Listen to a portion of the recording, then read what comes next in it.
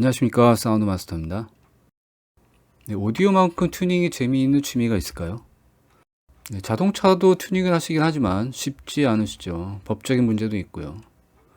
물론 오디오를 전혀 건드리지 않고 음악 감상만 하시는 분도 계시고, 또 오디오를 샵에서 구매하신 상태 그대로 사용하시는 분도 계십니다. 네, 그러나 오디오가 취미이신 분은 튜닝이 큰 재미라는 걸 아실 텐데요. 시대가 시대인지라 튜닝도 아날로그 튜닝과 디지털 튜닝으로 나눠서 생각해 볼 수 있습니다. 자, 우리가 흔히 생각하는 튜닝은 주로 아날로그 튜닝이죠. 전원 케이블 바꾸기, 인터 케이블, 스피커 케이블, 그 다음에 전원 퓨즈도 바꿔보고, 또 인슐레이터, 스파이크, 이런 등등으로 많이들 하시고 경험도 많이 하셨으리라 생각됩니다. 네, 특히 케이블은 도체 특성, 그다음 표면 처리, 인슐레이터의 특성에 따라 소리가 달라지는데요. 물론 믿기 어렵다고 하시는 분도 계십니다. 사실 저도 거의 막선을 주로 사용했고요. 오디오는 참 오묘한 게 케이블 하나만 바꿔도, 그리고 저항 콘덴서 하나만 바꿔도 소리가 달라집니다. 도체가 달라지기 때문이죠. 즉 소재의 변화가 오디오 특성을 변화시키는데요. 자, 그런데 오늘 여러분과 얘기할 내용은 이런 아날로그 튜닝이 아니라 디지털 튜닝, 즉 인터넷 공유기, 허브에서부터 랜 케이블, PC, 노트북, USB, 그 다음에 DAC 앞단까지의 튜닝을 얘기해 볼 건데요. 네, 여기서 디지털인데 튜닝이 필요할까요? 라고 반문하시는 분들도 계실 겁니다. 디지털 신호가 1과 0인데 어차피 숫자를 전압으로 변환시키는데 무슨 의미가 있냐고 물으실 텐데요. 네, 이해합니다. 저도 예전에는 안 믿었으니까요. 네, 사실 저는 공대를 나온 사람이라서 그래서 더더욱 이해하기 어려웠지만 제가 아는 분하고 같이 수십 번에 걸친 시험과 여러 가지 시도를 통해서 디지털도 튜닝이 가능하고 그 효과는 아날로그 튜닝 못지않거나 오히려 더 크다는 걸 알았습니다. 네, 디지털 오디오는 소스이기 때문에 뒷단의 앰프나 스피커 튜닝보다 소리의 변화가 더 크고 심지어는 마치 프리앰프가 바뀐 것 같은 효과를 줍니다.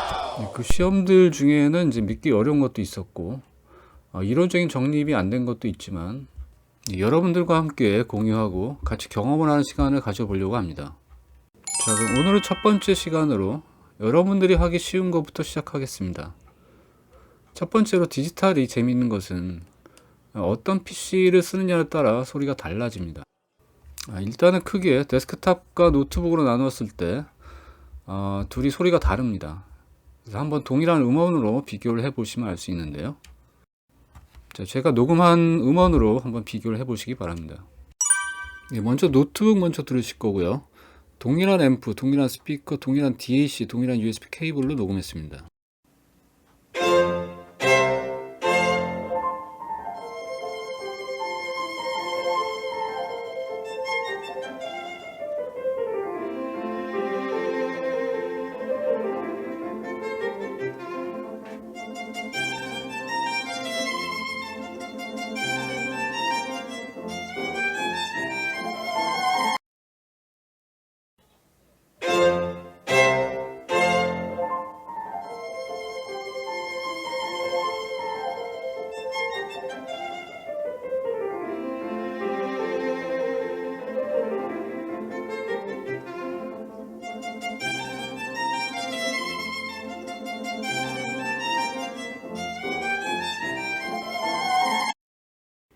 네, 어떠신가요?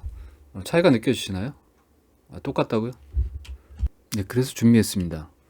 다음은 소리 파형을 그래프상의 점들로 표현한 스펙트그램으로 비교를 해보겠습니다. 좌측의 그 축이 주파수고요. 아래로 내려갈수록 저역이고 위로 올라갈수록 고역인데요. 그 다음에 각각의 점들의 밝기가 그 소리의 레벨, 세기를 나타냅니다.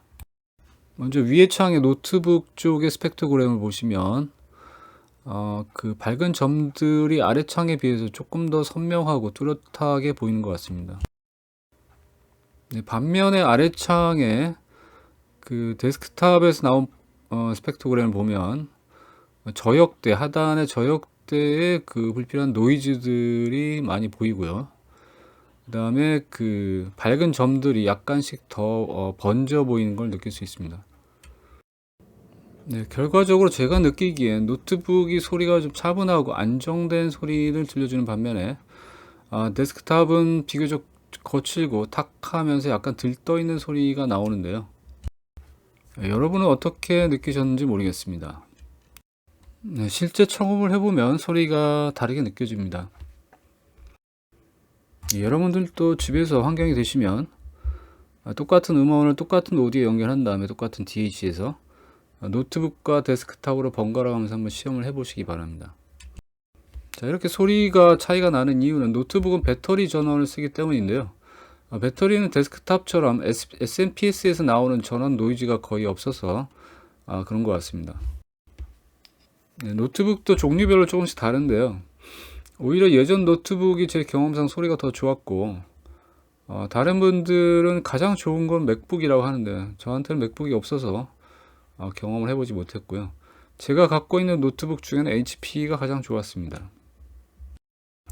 네, 그래서 어떤 분들은 데스크탑에도 SMPS를 쓰지 않고 리니어 전원을 이용해서 사용하고 계신 분도 계십니다. 네, PC는 전에 영상에서 말씀드렸듯이 노이즈 덩어리입니다. 각종 전자파도 난무하고요. 그러면 이런 노이즈가 과연 아날로그에도 영향을 줄까 하는 의문이 생기는데요. 왜냐하면 1과 0은 숫자이고 그걸 DAC가 받아서 아날로그 신호로 변환시키는데 그러면 노이즈는 중간에서 없어지는 게 아닌가 하는 의문이 드시겠죠. 자, 이론적으로 보면 노이즈가 없는 경우에 이렇게 그림처럼 정상적인 파형이 출력되겠습니다. 자, 그러면 디지털 쪽에 만약에 노이즈가 들어온다면 어떻게 될까요? 네, 디지털 쪽에 노이즈가 들어오더라도 DA 컨버터가 아날로그 신호에서 깨끗하게 출력을 할까요? 네, 그렇다면 만약에 디지털 그라운드, 디지털 접지와 아날로그 접지가 연결이 되어 있다면 어떨까요? 네, 접지는 0V 기준점인데요. 접지가 흔들려 버리면 신호도 영향받을 수밖에 없습니다. 네, 접지는 노이즈가 유입되는 중요한 통로가 되는데요. 네, DA 컨버터에서 디지털 접지와 아날로그 접지가 연결이 되어 있는지 아니면 분리가 되어 있는지 한번 확인해 보도록 하겠습니다. USB 2.0 케이블 기준으로 USB 케이블은 보통 4가닥으로 되어 있는데요. 맨 오른쪽이 전원, 5V 전원이고요. 그 다음에 데이터 마이너스, 그 다음에 데이터 플러스, 그 다음에 그라운드 접지인데요. 이 4번, 이 맨 왼쪽 그라운드 핀에다가 테스터기를 연결해서 측정할 준비를 합니다.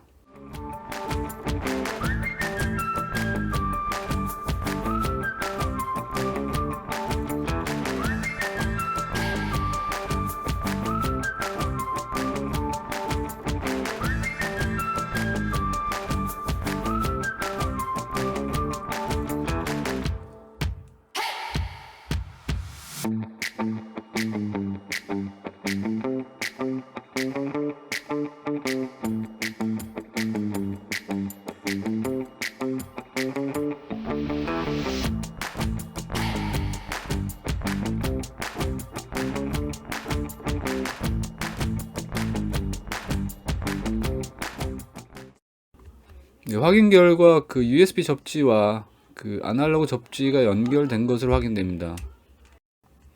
네, 결국 디지털에서 나오는 노이즈가 접지를 아날로그와 공유함으로써 아날로그 단으로 넘어올 수 있다는 걸 확인했고요. 그런 노이즈가 앰프에서 증폭되고 스피커 단까지 전달된다는 것입니다.